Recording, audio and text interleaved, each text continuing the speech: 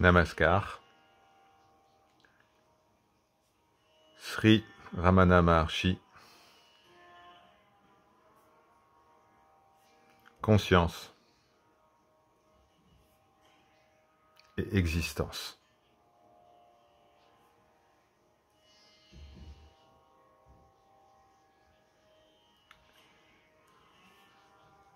L'existence ou la conscience sont les seules réalités. La conscience plus l'éveil, c'est l'état d'éveil. La conscience plus le sommeil, c'est l'état de sommeil. La conscience et le rêve, c'est le rêve. La conscience est l'écran sur lequel les images vont et viennent. L'écran est réel. Les images sont juste des impressions fugaces sur cet écran.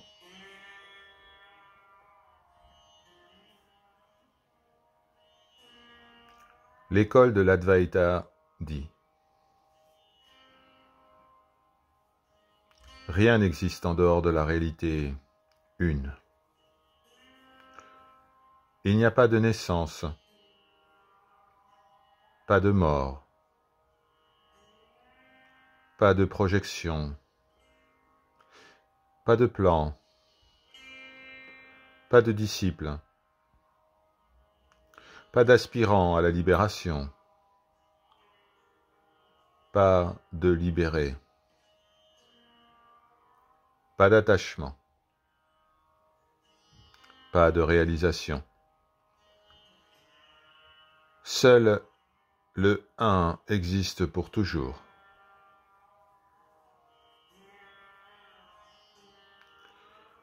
À ceux qui trouvent que cette vérité est compliquée à comprendre et qui disent: mais comment pouvons-nous ignorer le monde matériel autour de nous?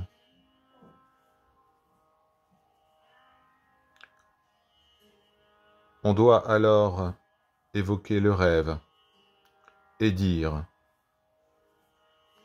tout ce que vous observez dépend de l'observateur. En dehors de l'observateur, rien n'est observé.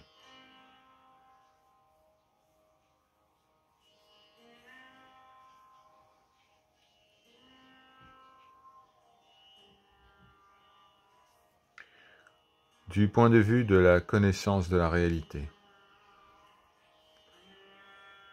la douleur perçue dans le monde est un rêve de la même nature que le monde. Et la douleur, comme la faim par exemple, sont une partie infinitésimale de ce rêve. Dans un rêve, vous pouvez ressentir la faim. Vous pouvez voir d'autres avoir faim. Dans ce rêve, vous allez vous nourrir et, plein de compassion, vous allez nourrir les autres que vous avez vus souffrir de la faim. Aussi longtemps que le rêve dure, eh bien, toutes ces douleurs vous semblent bien réelles. Mais lorsque vous vous réveillez, vous découvrez que la douleur n'était qu'un rêve. Vous avez rêvé que vous aviez travaillé longtemps sous un soleil brûlant, que vous étiez fatigué, épuisé, affamé. Et puis, vous vous réveillez. Vous vous apercevez que votre estomac est bien rempli et que vous n'avez pas bougé de votre lit.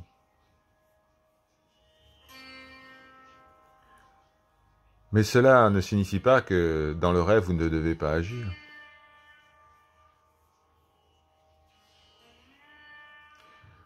La faim que vous avez ressentie dans le rêve,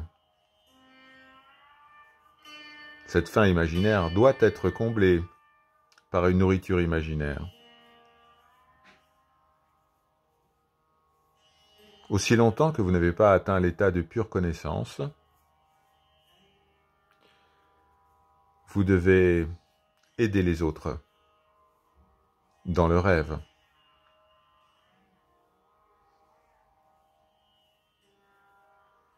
Mais si vous aidez les autres, faites-le avec un esprit de détachement de l'ego. Ne pensez pas « j'aide un homme inférieur, il a besoin de moi, je suis capable de l'aider, je suis supérieur et il est inférieur ».